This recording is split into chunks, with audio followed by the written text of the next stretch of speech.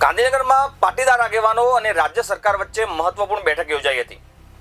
બેઠક પૂર્ણ થયા બાદ પાટીદાર આગેવાનો દ્વારા દાવો કરવામાં આવ્યો કે લગ્ન નોંધણી પ્રથા અને આર્થિક રીતે નબળા વર્ગ માટે અનામત મુદ્દે સરકાર સમક્ષ મુખ્ય રજૂઆત કરવામાં આવી છે। શું છે સમગ્ર માહિતી, આવો વિગતવાર જોઈએ। નમસ્કાર, હું છું જયદેવસિંહ વાઘેલા, આપ જોઈ રહ્યા છો વીઆર લાઈવ ન્યૂઝ।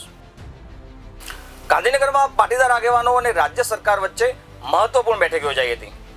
પાટીદાર સમાજ સતત રાજ્યમાં પ્રેમ લગ્ન નોંધણી રેકેટ મામલે પોતાનો વિરોધ નોંધાવી રહ્યા છે, ત્યારે રાજ્ય સરકાર સાથે બેઠક યોજવામાં આવી હતી। બેઠક બાદ પાટીદાર આગેવાન દિનેશ બાંભણિયાએ જણાવ્યું કે લગ્ન નોંધણીમાં મોટા પાયે ગેરરીતિઓ અને તલાટીઓ દ્વારા બોગસ નોંધણીના રેકેટની ફરિયાદો સરકાર સમક્ષ રજૂ કરવામાં આવી છે। તેમણે કહ્યું કે લગ્નની નોંધણી આધાર કાર્ડના સરનામે જ થવી જોઈએ।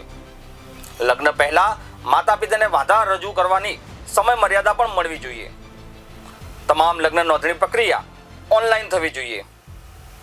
વધુમાં પાટીદાર આગેવાને જણાવ્યું કે ગૃહમંત્રીએ બેઠકમાં ખાતરી આપી છે કે બોગસ નોંધણીમાં સંડોવાયેલા તલાટીઓ સામે કડક પગલાં લેવામાં આવશે, તેમજ નવા કાયદા માટે આશ્વાસન પણ આપવામાં આવ્યું છે।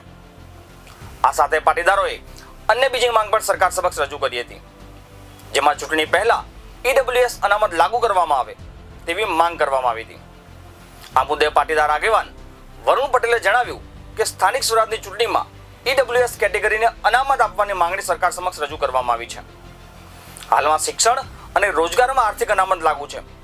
સરકારે ઝવેરી કમિશન, હાઈકોર્ટ અને સુપ્રીમના ચુકાદાનો અભ્યાસ કરીને યોગ્ય નિર્ણય લેવાની ખાતરી આપી છે।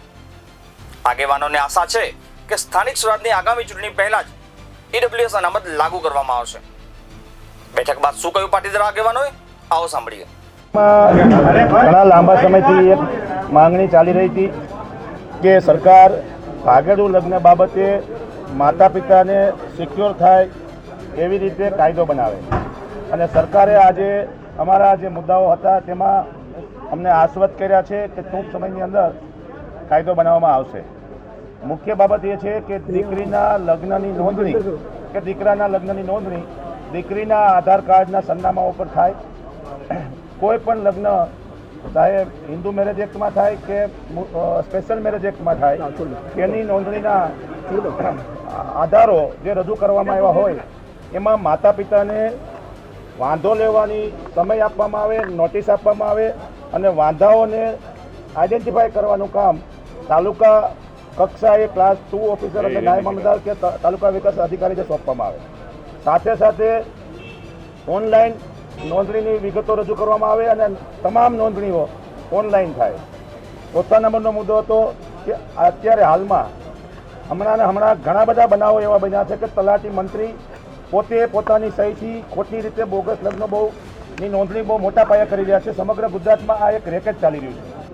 તો એમાં અત્યારે હાલ જ ગૃહમંત્રીએ અમારી રૂબરૂમાં જ ડીજી વિભાગને અને પોલીસ વિભાગને સૂચના આપી છે કે આજે ને આજે એ તમામ લોકોની ધરપકડ કરવામાં આવે, એની સામે સુઓ મોટો ફરિયાદ દાખલ કરવામાં આવે, અને જે કંઈ ગુજરાતમાં બોગસ લગ્ન નોંધણીનું રેકેટ ચાલી રહ્યું છે એને રોકવા માટેના સરકારે આજથી પ્રયાસો ચાલુ કર્યા છે।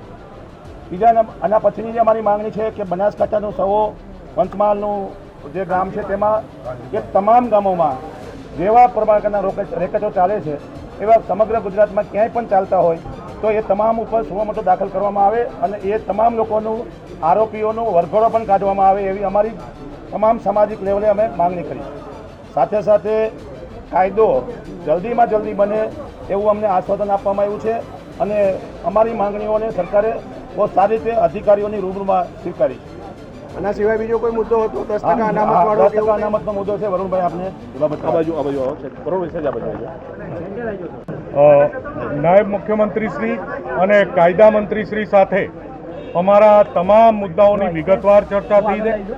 ભાગેડુ લગ્ન પ્રથામાં અમે જેટલી પણ માંગણીઓ કરી હતી એમાંથી મોટા ભાગની માંગણી ગુજરાતની સરકારે સ્વીકારી છે, અને અમે આશાવાદી છીએ કે આવનારા 15 દિવસમાં ભાગેડુ લગ્ન પ્રથાના રજિસ્ટ્રેશન એક્ટમાં સુધારો થઈ જશે, અને જેટલી પણ જગ્યાએ મારી પહેલાં જેમ દિનેશભાઈએ વાત કરી, ગુજરાતમાં 10 કે 12 જગ્યાએ મેરેજ રજિસ્ટ્રેશનના જે કૌભાંડ અને ભ્રષ્ટાચારો થયા છે ત્યાં આજ 7 સુધીમાં ફોજદારી ફરિયાદ દાખલ કરી દેવામાં આવશે।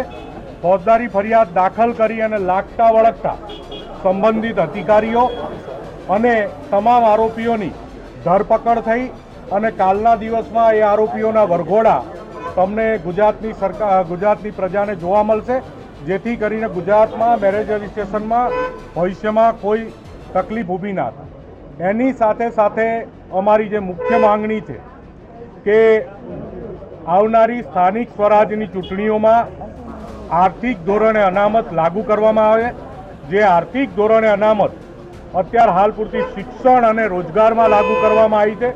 ઓબીસી અનામત લાગુ કરવાનું જ્યારે જજમેન્ટ આવ્યું અને એની જ્યારે રીટ થયેલી સુપ્રીમ કોર્ટમાં, એ વખતે દેશમાં આર્થિક ધોરણે અનામત અમલી નથી અને એ પછી આર્થિક ધોરણે અનામત અમલી કરવામાં આવી છે, જેના કારણે ઓબીસી અનામતની જેમ જ ઓબીસી એસસી એસટીના અધિકારોને ક્યાંય પણ નુકસાન ના થાય એ રીતે આર્થિક ધોરણે અનામત લાગુ કરવાની પણ વાત સન્માનીય નાયબ મુખ્યમંત્રીશ્રીને, કાયદા મંત્રીશ્રીને અને વિભાગના અધિકારીઓને કરવામાં આવી છે. પણ એ થોડી લેન્ધી પ્રક્રિયા છે.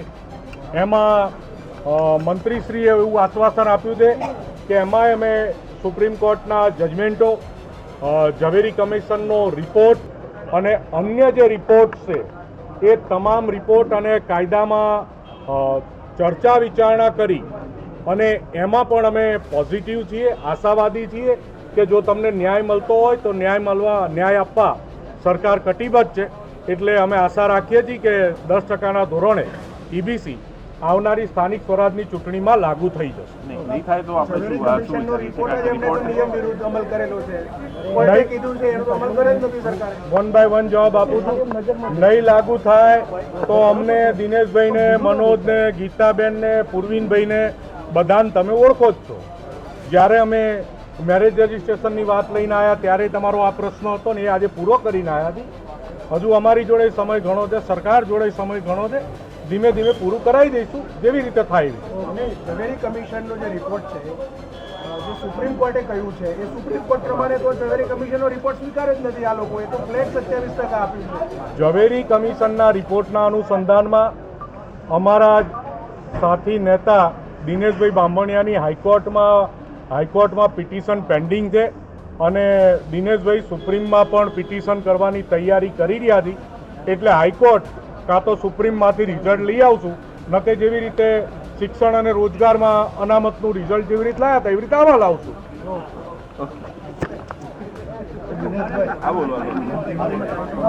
આપ આ વિષય પર શું વિચારો છો અમને નીચે કોમેન્ટ બોક્સમાં જરૂરથી જણાવજો. ત્યાં સુધી મને આપશો રજા. નમસ્કાર.